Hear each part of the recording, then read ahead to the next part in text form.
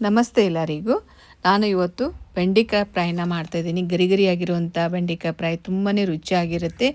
ಇದು ರೈಸ್ ಸಾಂಬಾರ್ ಜೊತೆ side dish ಆಗಿನೂ ತಿನ್ಬೋದು. ಸಖತ್ ಟೇಸ್ಟಿಯಾಗಿರುತ್ತೆ.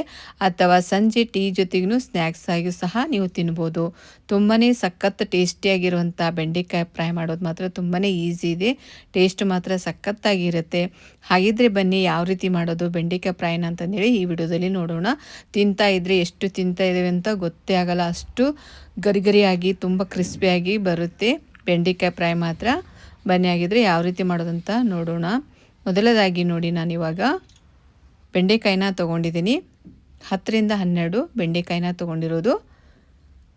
ಆದಷ್ಟು ಸ್ವಲ್ಪ ಎಳೆದಾದ ಬೆಂಡೆಕಾಯಿನ ತೊಗೊಳ್ಳಿ. ಇವಾಗ ನಾನು ಚೆನ್ನಾಗಿ ಬಟ್ಟೆ ತೊಗೊಂಡು ಮೇಲೆಲ್ಲ ಈ ರೀತಿ ಒರೆಸಿ ತೊಗೋತಾ ಇದ್ದೀನಿ ನೋಡಿ. ಮೇಲೆ ಸ್ವಲ್ಪ ನೀರು ಇತ್ತು ಅಂದರೆ ಅಷ್ಟೊಂದು ಚೆನ್ನಾಗಿ ಆಗಲ್ಲ, ಅದಕ್ಕೋಸ್ಕರ ಚೆನ್ನಾಗಿ ಇದನ್ನು ಬಟ್ಟೆ ತೊಗೊಂಡು ಒರೆಸಿ ತೊಗೋತಾ ಇದೆ ನೋಡಿ, ವಾಶ್ ಮಾಡಿಕೊಂಡು. ಇವಾಗ ಸೈಡು ಕಟ್ ಮಾಡಿ ತೊಗೋತಾ ಇದೆ ನೋಡಿ. 2 ಸೈಡು ಈ ರೀತಿ ಕಟ್ ಮಾಡ್ಕೊಂಡು ತೊಗೊಳ್ಳಿ. 1ರಲ್ಲಿ 4 ಭಾಗ ಮಾಡಿಕೊಂಡು ಕಟ್ ಮಾಡ್ಕೊಳ್ಳಿ. ಆದಷ್ಟು ಈ ರೀತಿ ತೆಳ್ಳಗೆ ಕಟ್ ಮಾಡ್ಕೋಬೇಕು ನೋಡಿ. ಇವಾಗ 1ರಲ್ಲಿ 4 ಭಾಗಗಳಾಗಿ ಕಟ್ ಮಾಡಿ ತೊಗೋತಾ ಇದ್ದೀನಿ. ಈ ರೀತಿ ಕಟ್ ಮಾಡಿ ತೊಗೊಳ್ಳಿ.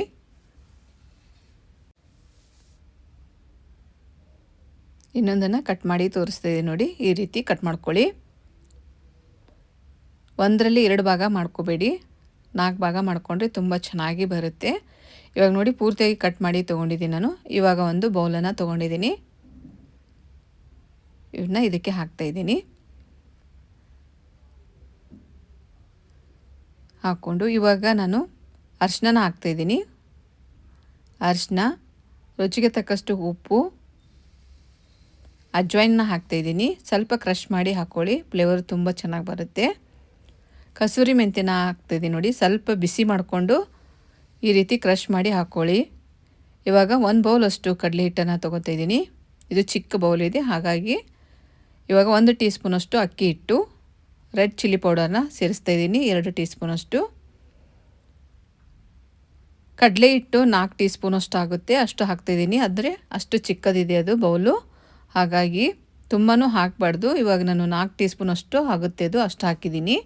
ಕರೆಕ್ಟಾಗಿ ಇದನ್ನು ಮೊದಲು ಮಿಕ್ಸ್ ಮಾಡ್ಕೊಳ್ಳಿ. ಆನಂತರ ಸ್ವಲ್ಪ ಸ್ವಲ್ಪ ನೀರು ಹಾಕ್ಕೊಂಡು ಚೆನ್ನಾಗಿ ಇದನ್ನು ಮಿಕ್ಸ್ ಮಾಡ್ಕೊಳ್ಳಿ. ತುಂಬ ನೀರನ್ನು ಹಾಕೋಬಾರ್ದು, ತೆಳ್ಳಗೆ ಮಾಡ್ಕೋಬಾರ್ದು. ಇವಾಗ ನಾನು ತೋರಿಸ್ತೀನಿ ನೋಡಿ, ಆ ರೀತಿ ಇರಬೇಕು.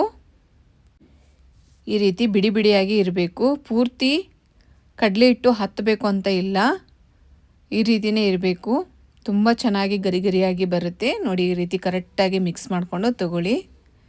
ಬೇಕಂದರೆ ಉಪ್ಪನ್ನು ಚೆಕ್ ಮಾಡಿಕೊಂಡು ಸ್ವಲ್ಪ ಸೇರಿಸ್ಕೊಂಡು ಮತ್ತೆ ಪುನಃ ಮಿಕ್ಸ್ ಮಾಡ್ಕೊಳ್ಳಿ. ಇವಾಗ ನೋಡಿ ಈ ರೀತಿ ಬಿಡಿ ಬಿಡಿ ಮಾಡ್ಕೋಬೇಕು. ಇವಾಗ ನೋಡಿ ಎಣ್ಣೆ ಕಾದಿದೆ, ಒಂದೊಂದನ್ನೇ ಈ ರೀತಿ ಬಿಡಿ ಬಿಡಿಯಾಗಿ ಹಾಕ್ತಾಯಿದ್ದೀನಿ.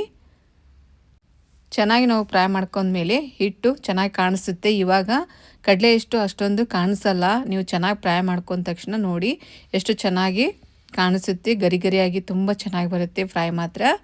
ತುಂಬ ಹಿಟ್ಟು ಹಾಕಿದರೆ ಏನಾಗುತ್ತೆ, ನಾವು ಬಜ್ಜಿ ತಿಂತಾ ಇದ್ದೇನೋ ಅಂತ ಅನಿಸುತ್ತೆ. ಹಾಗಾಗಿ ತುಂಬ ಹಿಟ್ಟನ್ನು ಹಾಕೋಬಾರ್ದು. ಈ ರೀತಿ ಸ್ವಲ್ಪ ಕಡಿಮೆ ಪ್ರಮಾಣದಲ್ಲಿ ಹಾಕ್ಕೊಳ್ಳಿ. ಕರೆಕ್ಟಾಗಿ ಇದನ್ನು ಫ್ರೈ ಮಾಡಿಕೊಂಡು ತಗೊಳ್ಳಿ ನೋಡಿ. ಈ ರೀತಿ ನಾನು ಕಡಿಮೆನೇ ಹಾಕಿರೋದು ನೋಡಿ, ಕರೆಕ್ಟಾಗಿ ಕಾಣಿಸ್ತಾ ಇದೆ ನೋಡಿ. ಈ ರೀತಿಯೇ ಇರಬೇಕು. ತುಂಬ ಹಿಟ್ಟು ಹಾಕಿದರೆ ಅಷ್ಟೊಂದು ಚೆನ್ನಾಗಾಗಲ್ಲ. ಕ್ರಿಸ್ಪಿ ಆಗೋವರೆಗೂ ಚೆನ್ನಾಗಿ ಇದನ್ನು ಫ್ರೈ ಮಾಡ್ಕೋಬೇಕು ನೋಡಿ. ಇವಾಗ ಹಿಟ್ಟು ಕಾಣಿಸ್ತಾ ಇದೆ ಅಲ್ವಾ, ಈ ರೀತಿಯೇ ಹಿಟ್ಟನ್ನು ರೆಡಿ ಮಾಡಿ ತಗೊಳ್ಳಿ. ತುಂಬಾ ರುಚಿಯಾಗಿರುತ್ತೆ ಇದು. ಸಂಜೆ ಟೀ ಜೊತೆಗೆ ಅಥವಾ ರೈಸ್ ಸಾಂಬಾರ್ ಜೊತೆ ಸೈಡ್ ಡಿಶ್ ಆಗಿನೂ ತಿನ್ಬೋದು. ತುಂಬಾ ರುಚಿಯಾಗಿರುತ್ತೆ. ನಾನು ಇನ್ನೊಂದು ಬ್ಯಾಚನ್ನು ಹಾಕಿ ಫ್ರೈ ಮಾಡ್ಕೊತಾ ಇದ್ದೆ ನೋಡಿ. ಈ ರೀತಿಯೇ ಬಿಡಿ ಬಿಡಿ ಹಾಕಿ ಫ್ರೈ ಮಾಡ್ಕೋಬೇಕು. ಇವಾಗ ಪೂರ್ತಿಯಾಗಿ ನಾನು ಫ್ರೈ ಮಾಡಿ ತೊಗೊಂಡಿದ್ದೀನಿ ನೋಡಿ, ಸರ್ವ್ ಮಾಡ್ತಾಯಿದ್ದೀನಿ. ನೀವು ಬೇಕಂದರೆ ಹಾಗೇನೂ ತಿನ್ಬೋದು ನೋಡಿ. ಎಷ್ಟು ಚೆನ್ನಾಗಿ ಬಂದಿದೆ ಅಂತ, ಸಖತ್ ಕ್ರಿಸ್ಪಿಯಾಗಿರುತ್ತೆ ನೋಡಿ. ನಾವು ಮಿಕ್ಸ್ ಮಾಡುವಾಗ ಸ್ವಲ್ಪ ಇತ್ತು ಹಿಟ್ಟು, ಇವಾಗ ಫ್ರೈ ಮಾಡಿದ ಮೇಲೆ ಚೆನ್ನಾಗಿ ಕಾಣಿಸ್ತಾ ಇದೆ ನೋಡಿ. ಈ ರೀತಿಯೇ ನೀವು ರೆಡಿ ಮಾಡಿ ತೊಗೊಳ್ಳಿ, ತುಂಬಾ ಚೆನ್ನಾಗಿ ಬರುತ್ತೆ. ಗರಿ ಗರಿಯಾಗಿ ತುಂಬ ರುಚಿಯಾಗಿ ಇರುತ್ತೆ ಟೇಸ್ಟ್ ಮಾತ್ರ.